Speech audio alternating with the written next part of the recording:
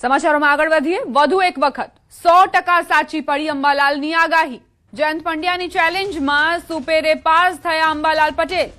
Live ચર્ચામાં અંબાલાલ પટેલે આગાહી આપી હતી। 23 થી 25 જૂન સુધીમાં વરસાદ થવાની આગાહી હતી। ગુજરાત સહિત પશ્ચિમ ઘાટમાં વરસાદ થયો છે। આગાહી સાચી પડે તો સત્ય સ્વીકારીશું તેવી વાત જયંત પંડ્યાએ કરી હતી। ભૂલ હોય તો ભૂતકાળમાં માફી પણ માંગી છે। ન્યૂઝ 18 ગુજરાતી પર જયંત પંડ્યાએ વચન આપ્યું હતું। જયંત પંડ્યાએ શું પોતાનું વચન પાળશે? શું જયંત પંડ્યા પોતાની ભૂલ સ્વીકારશે?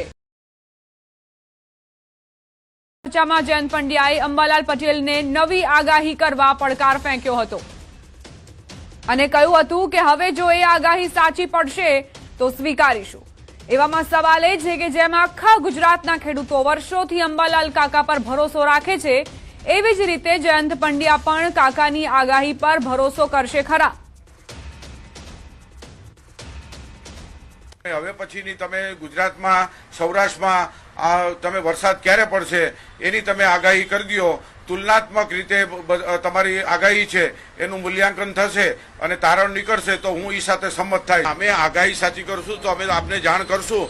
જાથા છે કોઈ પણ સત્ય સ્વીકારવામાં હિચકિચાટ નથી કરતું અને લોકોને ખ્યાલ છે ભૂલ હોય તો ભૂલ સ્વીકારી લીધી ને એના દાખલા છે। તારીખ 23 થી 25 કે 26 સુધીમાં પશ્ચિમ ઘાટમાં વરસાદ થવાની શક્યતા રહે છે। દક્ષિણ ગુજરાતમાં વરસાદ થવાની શક્યતા રહે છે। દક્ષિણ સૌરાષ્ટ્રમાં વરસાદ થવાની શક્યતા રહે છે। જયંત પંડ્યા અને અંબાલાલ કાકા બંનેને આપ સાંભળી રહ્યા હતા। જયંત પંડ્યાએ એવી વાત કરી હતી કે જો અંબાલાલ કાકાની આગાહી હવે પછીની આગાહી સાચી પડશે ચોમાસાને લઈને તો હું પોતાની ભૂલ સ્વીકારીશ।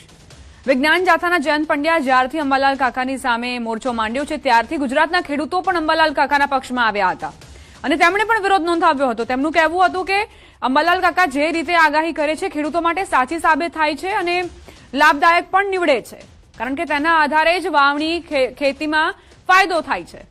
બીજી તરફ જયંત પંડ્યા જ્યારે ન્યૂઝ 18 ગુજરાતી સમક્ષ આવ્યા, ચર્ચામાં અંબાલાલ કાકા પણ જોડાયા હતા, તે દરમિયાન પણ જયંત પંડ્યાએ એવી વાત કરી હતી કે હું ભૂલ સ્વીકારીશ।